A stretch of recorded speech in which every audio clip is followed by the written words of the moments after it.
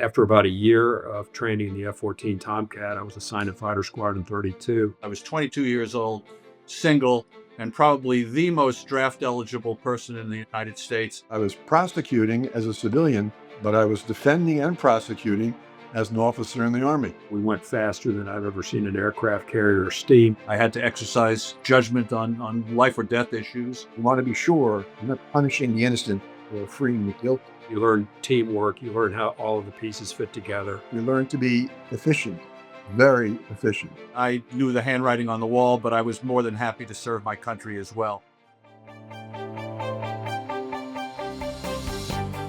Hello, everyone, and welcome to a special Veterans Day podcast of Speaking of Litigation. I'm Ken Kelly. I'm of counsel to Epstein Becker Green in the litigation practice. I'm located in Newark, New Jersey, and New York City. Before that, for the 3 decades that I worked at Epstein Becker, I was the co-chair of the national litigation practice. Our managing partner, Jim Flynn, asked me a couple weeks ago to host this podcast to commemorate Veterans Day and to honor all of our veterans by interviewing 3 of our litigation lawyers who served in the armed forces several decades ago. They will tell us about their military service and explain how it impacted their practice of law after their military service. For this podcast, I've asked Ron Green, who served in the Army, Stuart Gerson, who served in the Air Force, and Jack Fernandez, who served in the Navy, to speak with me. Each of these veterans had quite a different tour of duty, and each will recount their own experience in the service and how it influenced their legal careers. Let's start off with Stuart Gerson. Stuart joined us in 1980 as part of the healthcare and life sciences practice, and basically he is a healthcare litigator. He does work in cases involving the U.S. government, doctors, practitioners, insurance companies, and sometimes even white-collar criminal defense work. Stuart was the Assistant Attorney General for the Civil Division of the United States Department of Justice during the term of President Bush the Elder for 4 years. At that time, he took a leave of absence from Epstein Becker Green. But today we'd like to talk about Stuart's prior 4 years of service to the country when he was in the U.S. Air Force. Stuart, could you tell our viewers what you did and how you came to be an officer in the U.S. Air Force? Well, Ken, in the summer of 1967, when I graduated from law school, I was kind of ahead of myself in the class. I was 22 years old, single, and probably the most draft eligible person in the United States at the time that the Vietnam War was at its hottest. And I knew the handwriting on the wall, but I was more than happy to serve my country as well. And so I joined the United States Air Force. At first, I wanted to be an astronaut. That didn't work out very well. I was too tall. And so thereafter, I was a lawyer. I passed the bar. Just talked to enough people who'd been in the service. And they said, if you're going to go in, be a part of the action, be a line officer, not a staff officer. And so I asked about that, and I was sent to Counterintelligence school. And I served as a counterintelligence and with some criminal investigation responsibility between 1967 and 1971. And in those 4 years, I became a man. I'm quite serious about it. I got much more out of the service than the service ever got out of me. I originally was assigned to counterintelligence work in the Midwest, dealing with people who were blowing up ROTC buildings, which was an unfortunate feature of the culture in the late 60s. But then, in the wake of the seizure of the Pueblo, I was sent to Korea and gained a command. The officer to whom I reported was fired, and suddenly there I was next in line, responsible for the lives and fortunes of a group of men and a few women who were all old enough to be my parents. And I would say that's where I really became the lawyer that I ultimately became, because I had to exercise judgment on life or death issues, issues related to national security, matters and contacts that persist through today, and had a very rich and I hope successful for the country military experience. Well, that's pretty unusual. That's not the usual tour of duty that myself or the other people we're talking to. What bit more specifically can you tell us about that without breaching any security?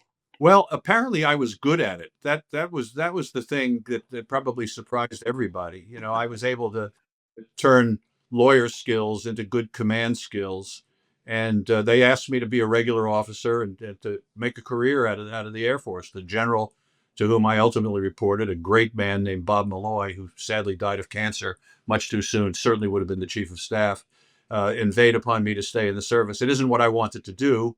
I wanted to try cases, and so when I left the service, I became a federal prosecutor. But in terms of going into the military, Ken, you know, we're about the same age. You know, we thought about the military in a different way from the way young people think about it today. The world situation was much different. We were at war, and I was happy to serve. I mean, I grew up in a town that had a Congressional Medal of Honor winner in it that led the Memorial Day parade every year. Michael Valenti was his name. He was a war hero from World War One. Fought battles in France at peril to life and limb. I grew up with that mentality. I mean, I'm of a generation where my father was too old to serve in the war, but all my friends' fathers did, and the World War II experience surrounded us. Our view of the country surrounded us, and so I really had no trouble going into the military. And as I say, I benefited tremendously as a human being, as a lawyer, as a leader, from doing that. And I remember, you know, talking about that with President Bush, who was somebody who was the youngest person ever shot down in military action, and his experience right out of Yale going into World War II, and as I think you know, Ken, he and I were friends, and I benefited this in later years, but in just reviewing our military histories, his a lot more heroic than mine. Uh, we just saw how much we benefited from that, how it molded our helped mold our view of the country and what we wanted to do. And I certainly was lucky enough with that mentality to have a rich career blending public service with private practice. Now, you were stationed in Korea, you mentioned. Were you stationed anywhere else besides Korea? My first tour of duty was in Topeka, Kansas, at a place called Forbes Air Force Base, which was famous as having been named after a guy named Daniel Forbes, who flew the infamous flying wing that had exactly one flight before it crashed and left the inventory. But I was concerned. My territory. First, I was stationed in Washington to be trained in counterintelligence, and had a lot of field assignments and the like of that for the first year or so that I was in the service. Having gone through officer training school at Lackland Air Base in Texas, in San Antonio.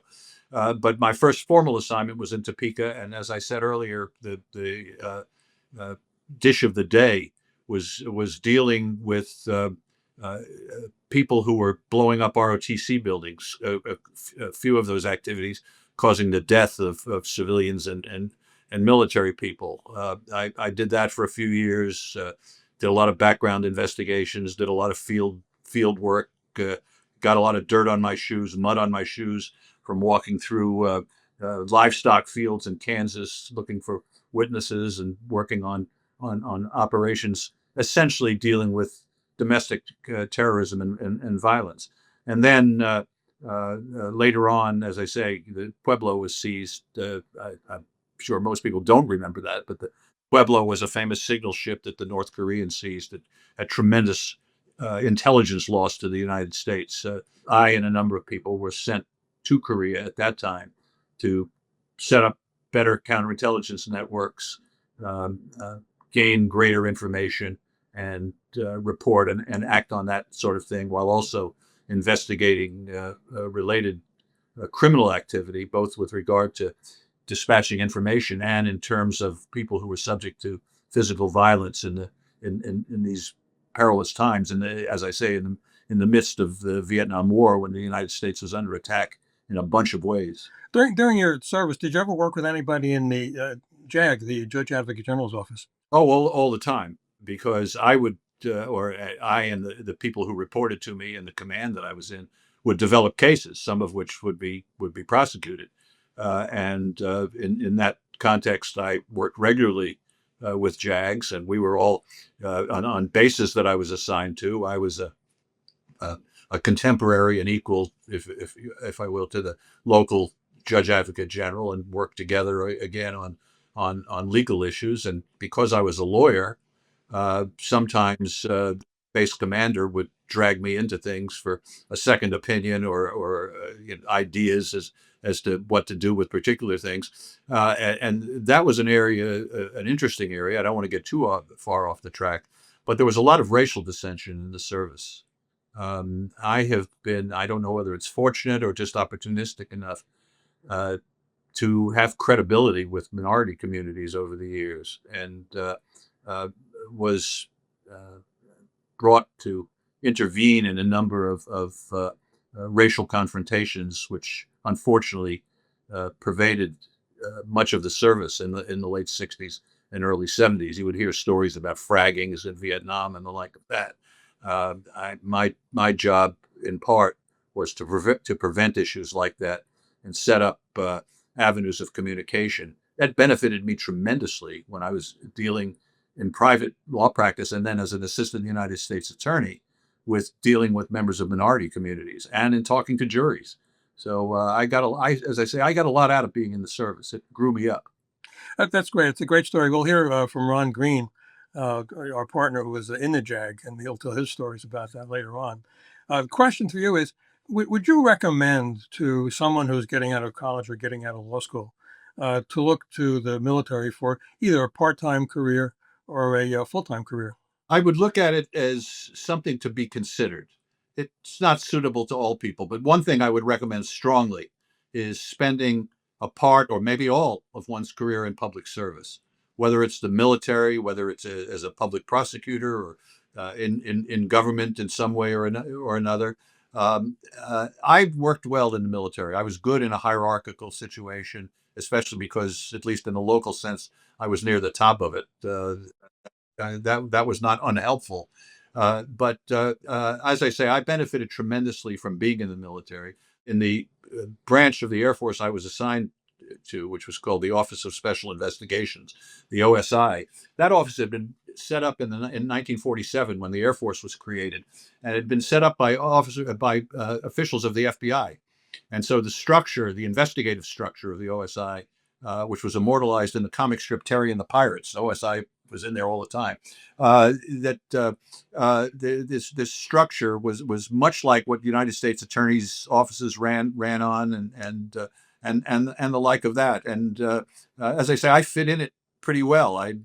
You reach your level. Fortunately, I was able to thrive in a command level, and as I say, it did me a world of good, especially when I was an assistant U.S. attorney. After your 4 years of service, did you have any reserve requirement of any kind? I did, but it was inactive because of what I did. So I was never called up.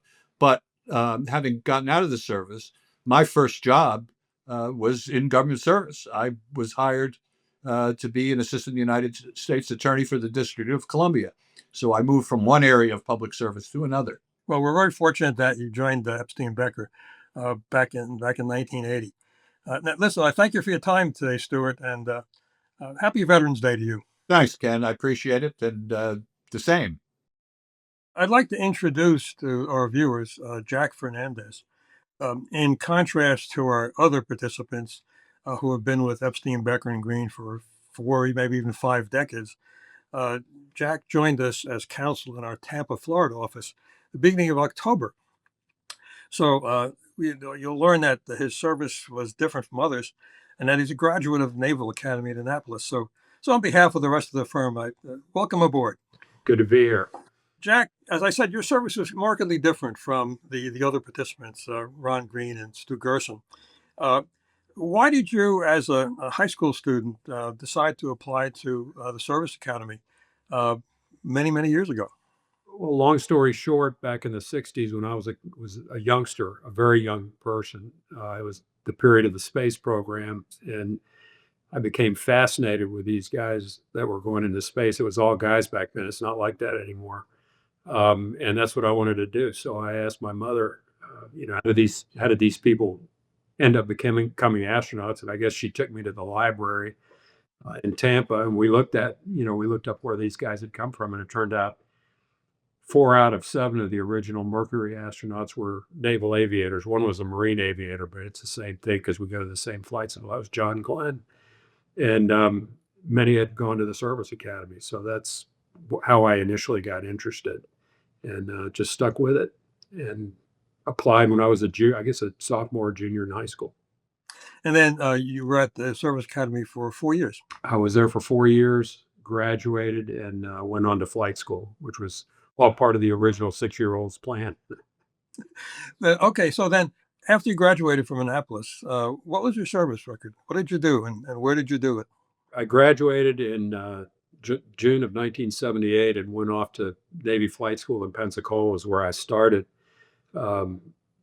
Flight school ended in Meridian, Mississippi, which was the advanced jet training base at the time. So after I got my wings, I think it was in January of 1981, I was assigned to the F-14 Replacement Air Group. I don't think they call it that anymore, but it was in Oceana in Virginia Beach, Virginia. After about a year of training the F-14 Tomcat, I was assigned to Fighter Squadron 32, which was stationed aboard the USS Independence. This was, I guess, early 1983, I suppose. And from there, we just started cruising. The cycle is you do workups on the aircraft carrier so that everybody kind of shakes out the bugs of how you fly on and off the ship. Then we deployed to the Eastern Mediterranean. Initially, though, I don't know if you remember, there was this little thing called Grenada, so we got diverted to Grenada. And then in late 1983, they blew up the Marine barracks. Terrorists blew up the Marine barracks in Beirut. So we went faster than I've ever seen an aircraft carrier steam to the Eastern Med so we could take up station along with the USS Kennedy off the coast of Beirut in Lebanon. The F-14 was a fighter or fighter bomber? It was a fighter. It didn't carry bombs at that time, but it carried bombs later.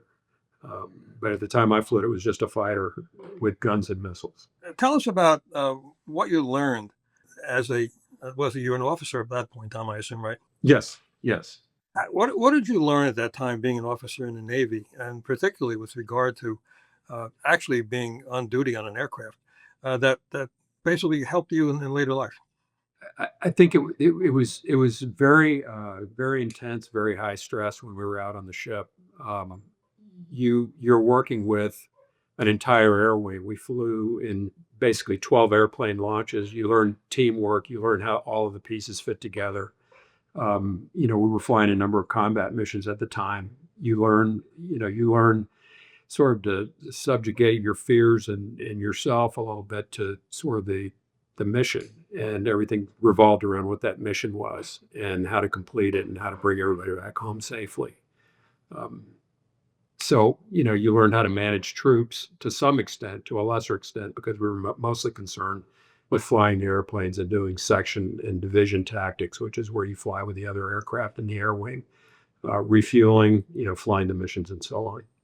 So did this planning help you in planning out for doing trial work after you got out of the service? I've thought about that a lot, especially after we talked the other day, and it did, because you basically plan every part of the mission from, the most minor, apparently inconsequential thing. For example, how you strap into the aircraft. People strap into the airplane exactly the same way every time, so you don't miss a connection. Because you can imagine if you miss a connection, and you go to eject from the airplane and you're not hooked up to it, you've got a real problem at that point. But you plan everything from actually strapping into every part of it, including, taxiing to the end of the aircraft carrier and parking the aircraft, which in many cases was the scariest part of the mission, because they'd bring you right up to the front so that you were almost leaning over the edge as you're trying to park this thing. You're trying not to fall overboard. But in trial planning, it's the same thing. You try to plan for every possible eventuality along the way, because what you know is that something surprising will come up, something unexpected.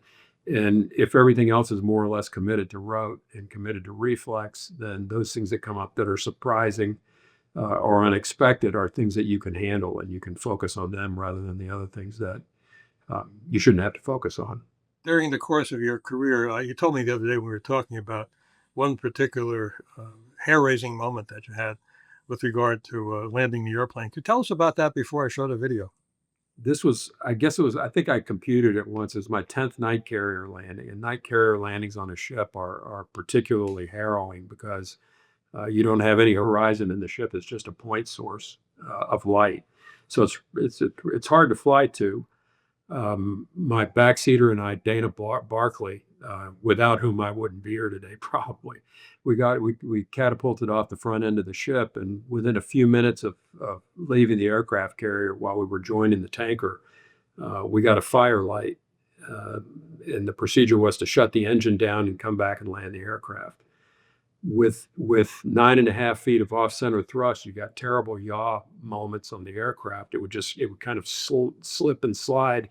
And when you look in the video, we're supposed to be lined up directly in the center of the crosshairs that are in the video, where you can see I was having real problems maintaining the center line of the ship.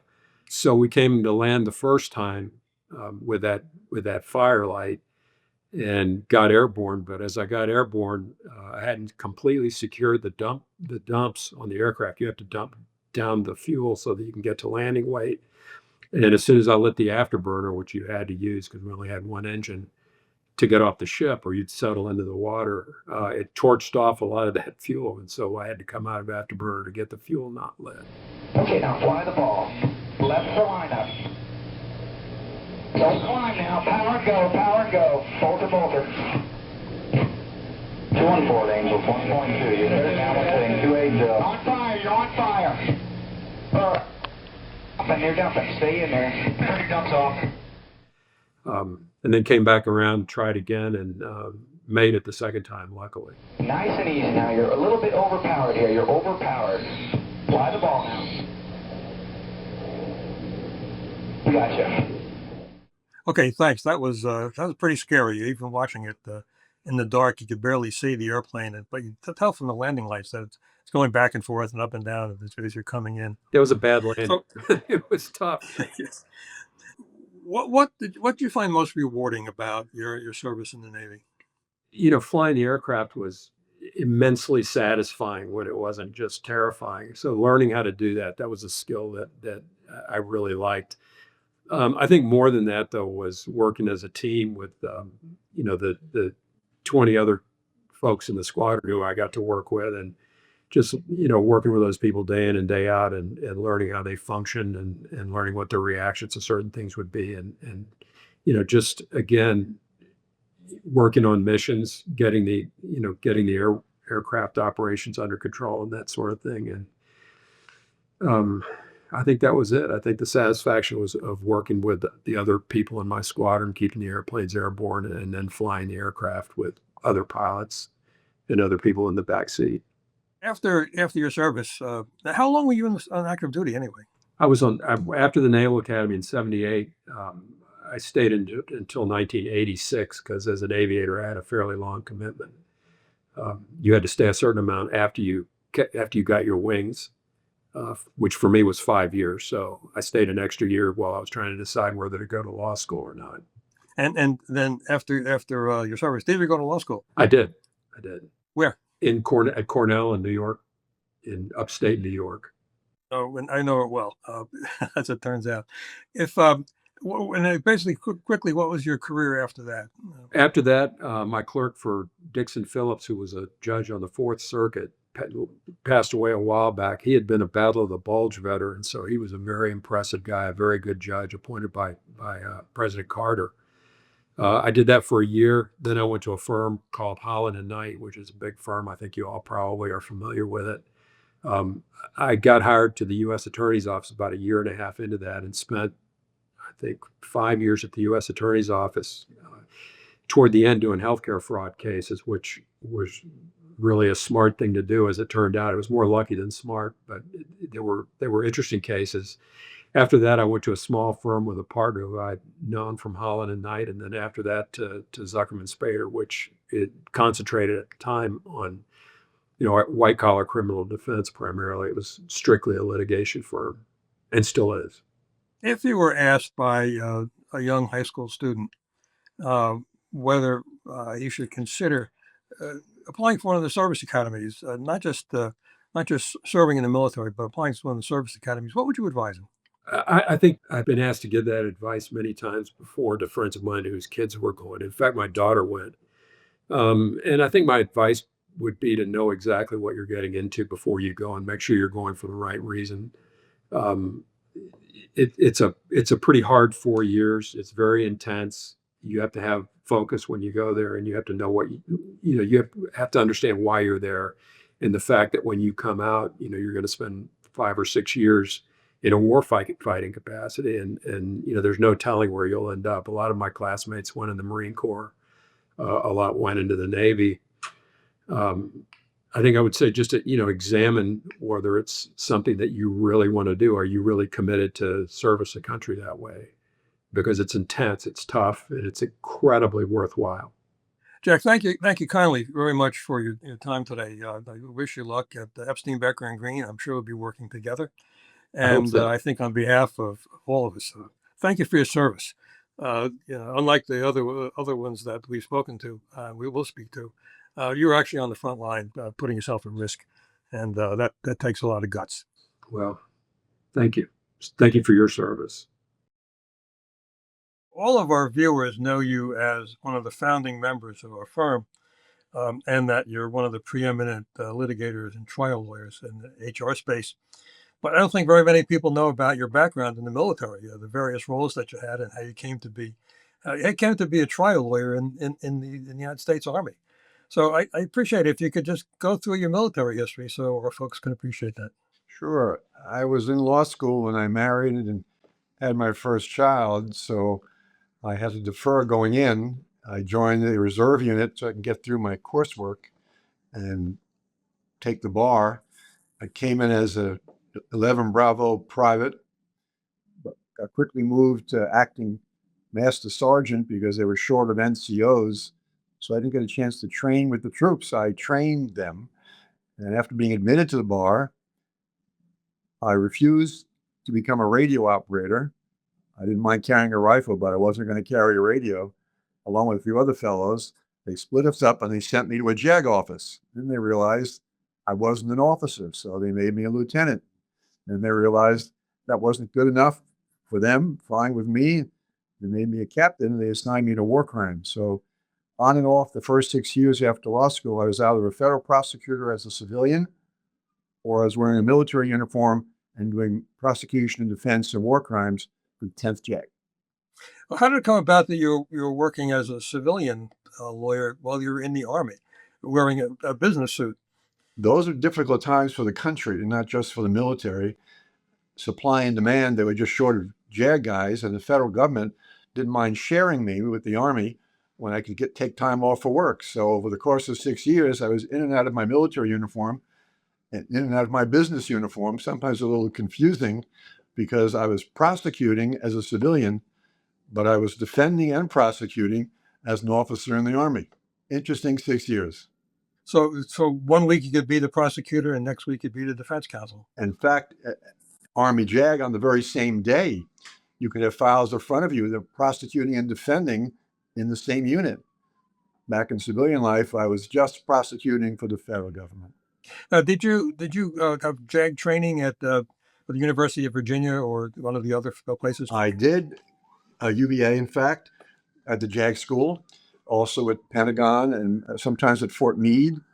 And I think it was Hattiesburg, Mississippi as well, that we did some training. But we took that training on and off a couple of times a year, always getting better. Keep in mind that at least at Army JAG, we didn't have secretaries. We did our own typing, so our briefs tended to be very short and to the point. We also did our own research, got some investigative help, but basically we did our own work. We learned to be efficient, very efficient. So what is the difference? Well, we've seen movies like the K Mutiny and The Few Good Men. What is a court martial or a military trial like compared to a trial before a civilian judge, or either whether criminal or civil? Well, for one thing, the presiding judge in a military trial may not be a lawyer. As well, the composition of the panel, we don't call them jurors, they're members, can be 3 up to 13, depending upon whether it's special, general. And the overarching theme, I think, when we're in uniform, military uniform, is decorum. You do not misbehave in a military tribunal if you're a legal advocate. And any witness on the stand that's a commissioned officer gets your respect, and you impeach him at your peril if you're not very carefully prepared and assured of the outcome of where you're going. So what it does train you to be, beyond being efficient, is respectful of the environment and also calm. You don't hear about JAG officers jumping up and screaming, crying, laughing, snickering.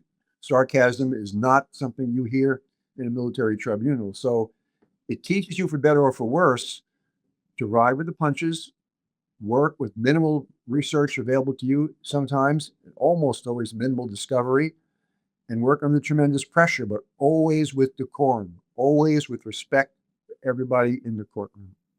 And the judges, I say a panel of judges, they're all military officers or high-level non-commissioned officers? Yes. And it can be a single judge. It can be a panel of 3 or 5. But yes, they are almost always commissioned officers. And when you were working as a JAG officer, either as a prosecutor or a defense lawyer, that was under the Uniform Code of Military Justice, correct? The UCMJ, yes, it was. Is that similar to the criminal codes in say in New York or under the federal law? In some respects, but not in many respects. Levels of punishment are very, very different. There are fewer loopholes, and quite frankly, what you don't see much in criminal prosecutions of the UCMJ is leniency. They tend to be pretty strict with punishing for crimes. Any specific cases you worked on now our listeners might be interested in hearing about? Well, probably one. I was working on Callie's prosecution. I had Medina, and F. Lee Bailey was representing Medina, and I went to his office in Boston at the time with my colleagues and our hats under our arms. We're walking to his office, and he's got a throne. F. Lee Bailey, civilian defense lawyer, wanted to be taller seating than we were standing. It wasn't a good beginning. We also used polygraphs in the Medina phase of the My Lai trial. So that was probably the most well-known case I had anything at all to do with. But they were sadly very common that we'd have war crimes prosecutions during the height of the war between 68, 69, and 72 or 73.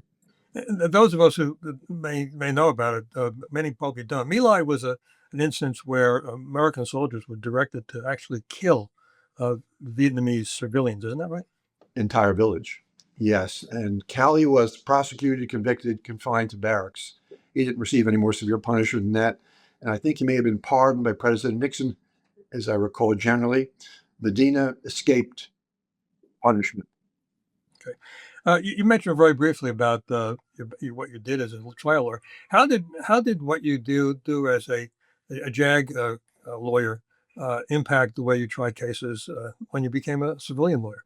That's an excellent question. I think it has to do a lot with preparation, because when you don't have a team, and it was rare that we had a really significant team, and doing so much of the research yourself, preparation of witnesses yourself, you tend to be more thorough and methodical when you prepare your cases and put fewer things to chance. Because as I said, under the UCMJ, the punishments can be very severe. And you want to be sure, as best you can, you're not punishing the innocent or freeing the guilty. So it's about preparation, I think, is the most important element. And I never want to stray far from this. It's the way you behave in the courtroom, just as we do as trial lawyers in civilian life. We know that how we dress, how we act, particularly how we speak, reflects the client. We are the client's presence in that courtroom. So when you're prosecuting as a civilian, the government is your client. But when you're defending, as I do so much of that these days, as a civilian defense lawyer, I never forget that the jurors and the judges are seeing my client through me. Everything I do in that courtroom reflects on how the jurors and the judge will see my client. And that's why I stress always the fact of decorum, because the jurors notice those things, especially in the jury trials. Most of my cases are jury tried. your behavior is attributed to your client, even if your client's not in the room with you at counsel's table. Yeah, apart from the professional skills, Ron, that you honed as a trial lawyer for the United States Army, uh, what advice would you give to someone who is thinking of either a military career or actually signing up to work in the Army or the Navy or the Air Force on a temporary basis? My advice is, especially in the age of AI, it's going to be more and more difficult to young men and women coming out of law school to find a really good job with a really fine law firm, because you'll be seen increasingly as an intern, not unlike the medical profession. Therefore, if you can spend the first 2 or 3 years after law school in the military, civilian government, in-house counsel, so much the better. You'll be so much more prepared and better able to render ROI to the law firm that's taking a gamble by hiring you, because you're going to know how to research. You're going to know how to interact with clients. You've been in courtrooms. Hopefully you've sat through some trials. So whatever you can do to hone your skills beyond what you learn in law school will only help you long term, and you'll hit the ground running when you finally land a job in the law firm. Ron, thank you very much for your time. I think it's been very helpful, and as we do every year, happy Veterans Day. Thank you, my friend. Very same to you. Thank you for your service. My own career in the military, which my colleagues referred to briefly, was hardly as exciting as these fellows. I participated in the Army ROTC while I was in college back in the early 60s and received my commission as a second lieutenant in the United States Army Transportation Corps when I graduated. I was deferred for law school, but about 4 or 5 days after the bar exam, I entered on active duty at Fort Eustis, Virginia, at the Transportation Officers Training Corps. I stayed there for 4.5 months, and then I was an active reservist in New York City. I spent 4.5 years on active duty at Fort Hamilton in Brooklyn, New York, and that basically consisted of meetings with soldiers every other Sunday, together with a 2-week stint at various logistical centers around New York metropolitan area. During my training at Fort Eustis, I learned small arms tactics, small unit tactics, how to organize and conduct troop transports, and more importantly, we practiced our various convoy training in Southeast Virginia. And basically every 2 weeks, we tied up civilian traffic at every hour of the day and night, to the consternation, I think, of all the locals. But they understood what we were doing. Well, you may ask whether I learned anything about litigation when I was in the service. The answer is really no. But it was invaluable because I worked with people, both with subordinates and superiors and colleagues and peers from all walks of life, from all over the United States. And I think that helped in being able to converse and talk to and communicate with jurors who, again, come from all walks of life, and you don't know them. When I started practicing law and trying cases for Epstein Becker Green, and even before that. In addition, what I thought was invaluable was learning how to be a leader, in civilian terms, a manager, when dealing with people, how to reward them, how to encourage them, how to motivate them. And this is equally important in civilian life as it is in the military. The 3 gentlemen who you heard from are just a few of the several dozen Epstein Becker Green employees, or their parents or spouses, siblings, and children who have served or are serving in the military. They include the following. We have the sister of one of our lawyers is a colonel in the United States Air Force. The son of one of our litigators is an officer in the Army and a paratrooper. The son of one of our secretaries is a Navy sailor. The son of one of our paralegals is currently serving in the infantry in Germany. The brother of one of our IT personnel was the chief petty officer on a nuclear submarine. And I think one of the most impressive tours of duty, the uncle of one of our colleagues was a pilot on Air Force One. I want to thank you for tuning in and give thanks to all of our veterans for their service. In that regard, I'd like to close with a very short but appropriate film clip from John F. Kennedy's inaugural address. Happy Veterans Day to all. And so, my fellow Americans, ask not what your country can do for you. Ask what you can do for your country.